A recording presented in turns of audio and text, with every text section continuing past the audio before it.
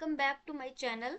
आज हम complex tech को सिंपल लैंग्वेज में डिकोड करने वाले हैं और इस वीडियो से ऑफिशियली शुरू हो रही है मेरी डेवऑप्स फंडामेंटल सीरीज, जहां हम डेवऑप्स को बिल्कुल जीरो से एडवांस लेवल तक स्टेप बाय स्टेप बिल्ड करेंगे। सब कुछ सिंपल इंग्लिश में रियल लाइफ एग्जांपल के साथ होगा। लेकिन डेवऑप्स सीखने से पहले हम एक चीज समझना बहुत जरूरी है कि डेवऑप्स आया कहाँ से, इंडस्ट्री को इसकी जरूरत पड़ी कब, और कैसे ट्रेडिशनल आईटी से हम आज के ऑटोमेशन फर्स्ट वर्ड तक आए। तो ये सवाल उठते हैं दिमाग में। तो आज का टॉपिक है डेवऑप्स कहाँ से आया। आज का हमारा टॉपिक होगा ये। मैं इसकी फुल हिस्ट्री एक्सप्लेन करूंगी आप लोगों को, और बिलीव मी, अगर आप ये हिस्ट्री समझ गए तो पूरा डेवऑप्स का फाउंडेशन क्लिस्टर क्लियर हो जाएगा। तो let's start from the beginning. जहां से डेवऑप्स की शुरुआत हुई थी हम लोग वहां से शुरू करते हैं पूरा।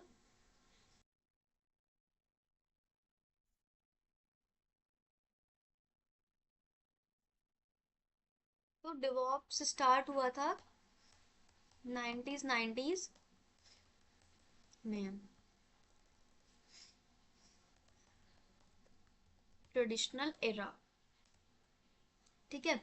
तो 90s में सॉफ्टवेयर डेवलपमेंट एकदम डिफरेंट था। ठीक है।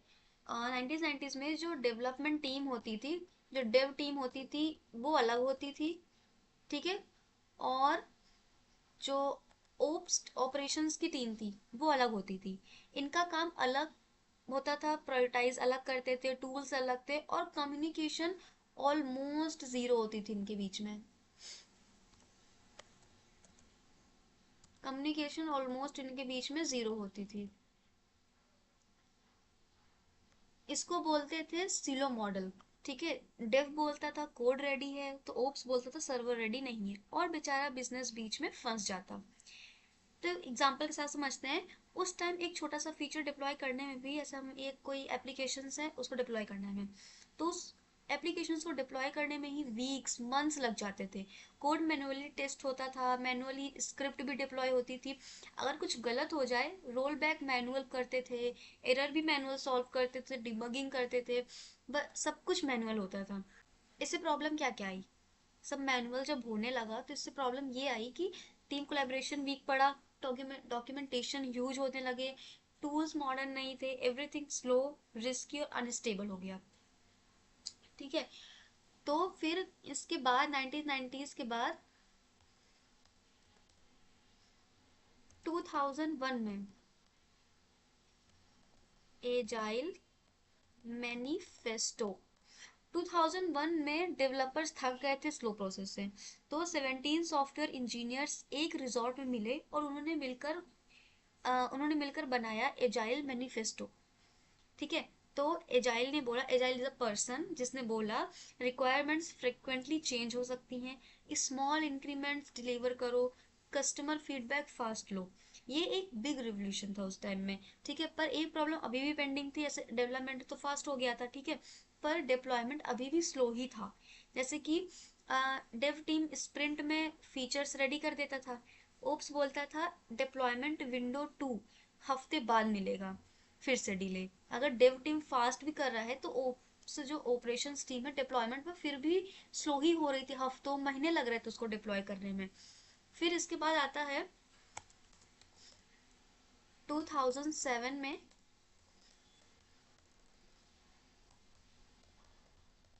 ऑटोमेशन। ठीक है। तब लगती है ऑटोमेशन की चिंगारी। 2007 में कंपनीज ने सोचा मैनुअल काम बहुत स्लो है, चलो ऑटोमेशन शुरू करते हैं। लोगों ने इसमें क्या किया, लोगों ने सेल स्क्रिप्टिंग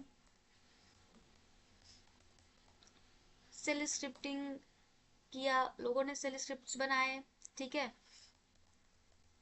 ऑटोमेटेड बिल्ड शुरू किया, ऑटोमेटेड टेस्ट्स ऑटोमेटेड टेस्ट बनाना स्टार्ट किया। बट स्टिल ये एफर्ट्स स्कैटर्ड थे, कोई स्टैंडर्ड अप्रोच नहीं थी इसमें भी।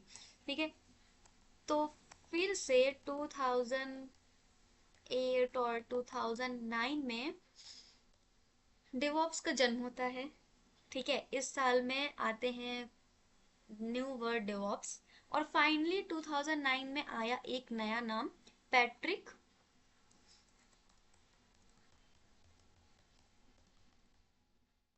Day boys. Patrick Debois Belgium से थे, ठीक है। उन्होंने डेवलपमेंट और ऑपरेशंस को एक ही अम्ब्रेला में लाने का आइडिया दिया और इसी से डिवॉप्स वर्ड का बर्थ हुआ।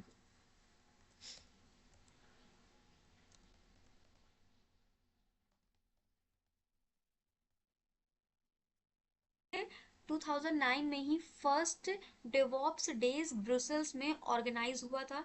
इस इवेंट में दुनिया को दिखाया गया कि डेव और ओप्स टीम दोनों एक साथ काम करे तो डिप्लॉयमेंट फास्ट प्लस स्टेबल दोनों हो सकते हैं। तो पहले लोग कहते थे फास्ट डिप्लॉयमेंट है लेकिन रिस्की डिप्लॉयमेंट है, लेकिन डेवॉप्स ने बोला फास्ट डिप्लॉयमेंट ही सेफेस्ट डिप्लॉयमेंट है इफ ऑटोमेटेड है तो फिर रिवोल्यूशन होता है 2010 2015। यहाँ पे होता है CI/CD गोल्डन एरा। इस फेज में टूल्स का एक्सप्लॉजन हुआ, कंपनीज ने CI/CD अडॉप्ट करना स्टार्ट किया, टूल्स बॉर्न हुए। इसमें कौन कौन से टूल्स आए इसमें ये देखते हैं।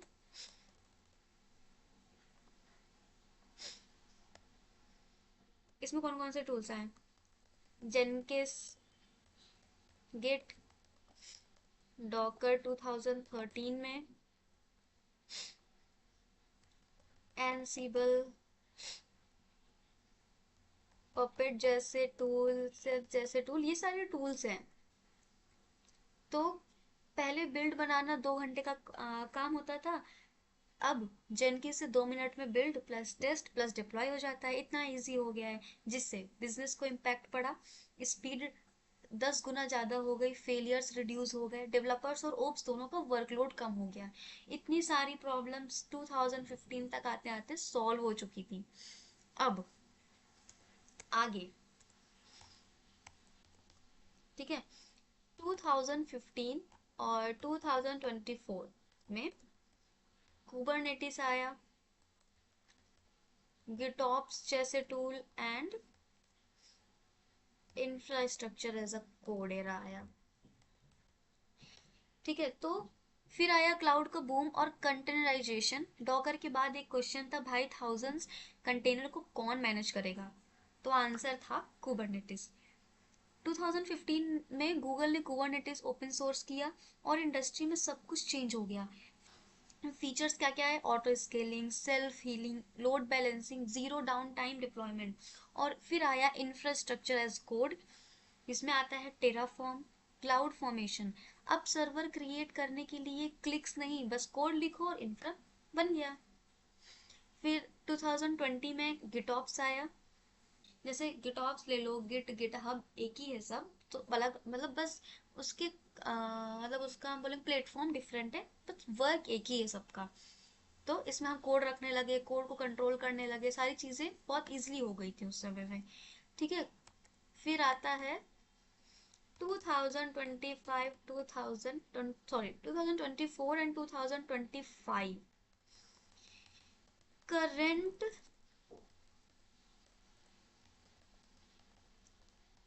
डेवॉप्स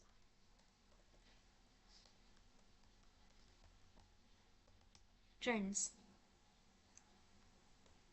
तो अब क्या क्या नया ट्रेंड आया है, नया नया नई न्यू पोजीशंस आई हैं, platform engineering, internal developer platforms, AI plus automation, DevSecOps, FinOps, cloud native, everything सब कुछ हो गया क्लाउड नेटिव, क्लाउड से ही चीजें चल रही हैं। गिटहब एक्शंस हो गया, गिटहब जेंकिस की जगह GitHub action most of the companies prefer करने लगी हैं।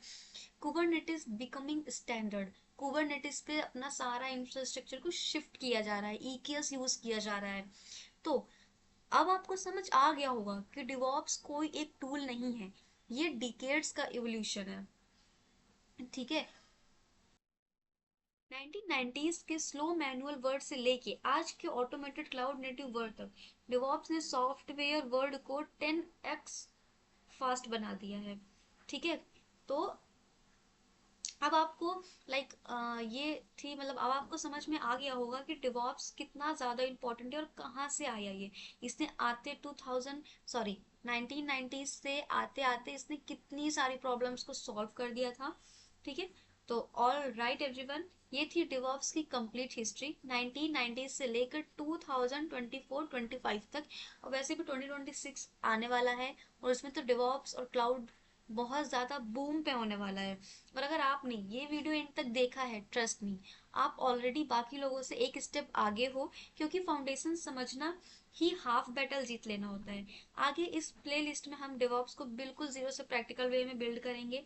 ठीक है, अगर आपको, जैसे आज मैंने हिस्ट्री बताई, कल मैं इससे एक स्टेप ऊपर बताऊंगी, तो मैं धीरे धीरे एक एक लेयर को कवर करती चलूंगी। तो अगर आपको ये वीडियो हेल्पफुल लगा हो तो एक लाइक जरूर कर देना और सब्सक्राइब कर लेना, ताकि नेक्स्ट वीडियो आप मिस ना कर सको। और ये जो मैंने पूरी हिस्ट्री आप लोगों को एक्सप्लेन की है, इसकी लिंक डिस्क्रिप्शन में, सॉरी, या तो कमेंट में या डिस्क्रिप्शन में मैं पिन कर दूंगी और लिंक भी डाल दूंगी मैं। तो इसकी पूरी नोट्स आप लोग डिटेल वे में मैंने बनाई है, अपनी मेरी नोट्स है, मैंने खुद बनाई है। तो आप लोग वो एक्सेस कर सकते हैं, देख सकते हैं चीज़ें। ठीक है, तो और नेक्स्ट वीडियो कौन सा है, मतलब मैं नेक्स्ट वीडियो या कौन सी किस में बनाऊं और मतलब कौन सी प्लेलिस्ट में लेके आऊं, तो आप मुझे कमेंट में ज़रूर बताइएगा। और आप लोगों को इस वीडियो से कुछ सीखने को मिला या नहीं, ये भी मुझे ज़रूर बताइएगा आप लोग, और मैं पर्सनली रिप्लाई करूंगी आप लोगों का। मिलते हैं नेक्स्ट वीडियो में everyone. Till then keep learning, keep growing, bye bye.